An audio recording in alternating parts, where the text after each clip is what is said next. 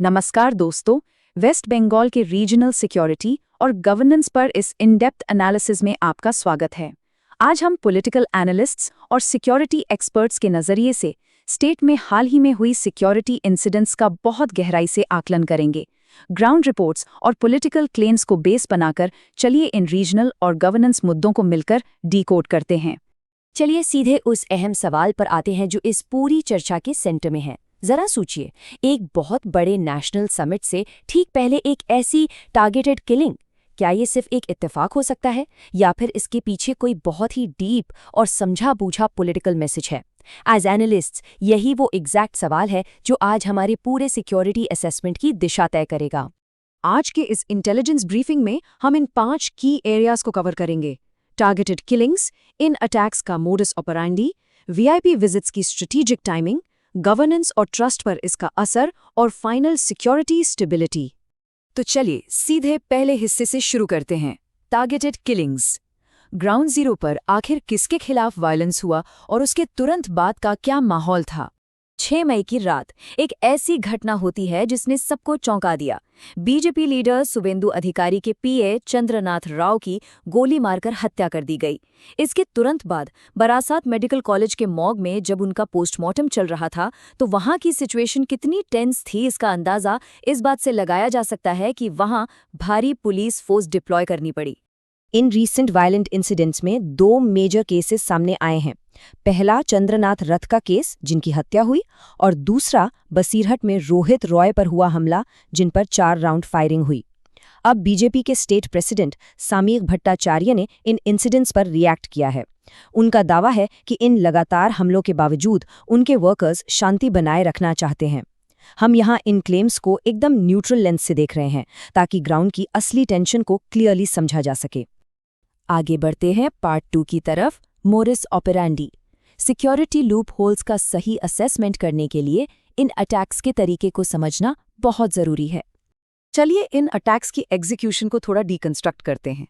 भट्टाचार्य ने मीडिया और police reports के हवाले से जो क्लेम्स किए हैं वो सच में गौर करने लायक हैं।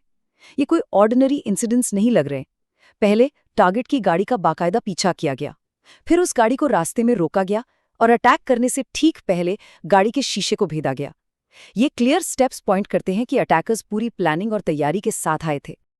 अब जरा इन दोनों इंसिडेंट्स के बीच का डिफरेंस देखिए, ये काफी इंटरेस्टिंग है।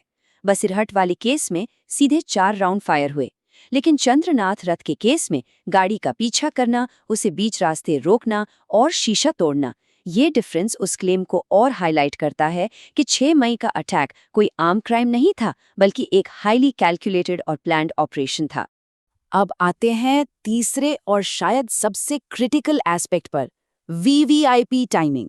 ये पूरा इंसिडेंट आने वाले हाई लेवल पॉलिटिकल विजिट से कैसे जुड़ता है, आइए देखते हैं। इस टाइमलाइन को ध्यान से देखिए।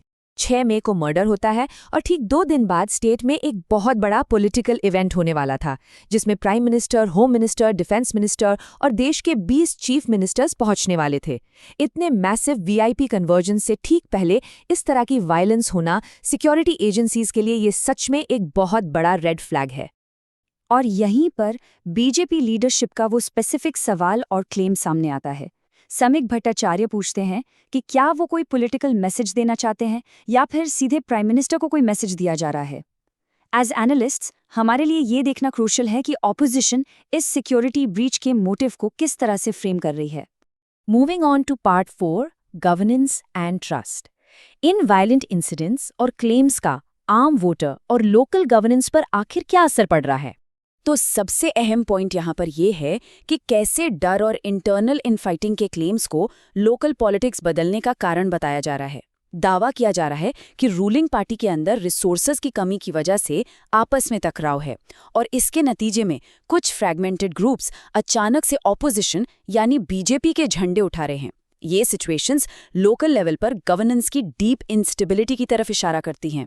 एक क्लेम ये भी है कि स्टेट का पॉलिटिकली अवेयर पब्लिक वायलेंस और डर को रिजेक्ट करने के लिए भारी संख्या में वोट डालने निकल रहा है, वो भी ऐसी स्पोरैडिक इंसिडेंसेस के चलते। ये एक सीधा सवाल उठाता है कि क्या इस लगातार पॉलिटिकल उथल-पुथल और टेंशन के बीच लोकल गवर्नेंस खुद को स्टेबल रख पाएगी? और अब आते हैं हमारे आखिरी हिस्से पर, सेक्शन 5, सिक्योरिटी स्टेबिलिटी। चलिए इस पूरे सिनारियो की ब्रॉडर पिक्चर और स्टेट एपरेटस की मौजूदगी को एनालाइज करते हैं। थोड़ा सिक्योरिटी कॉन्टेक्स्ट सेट करते हैं।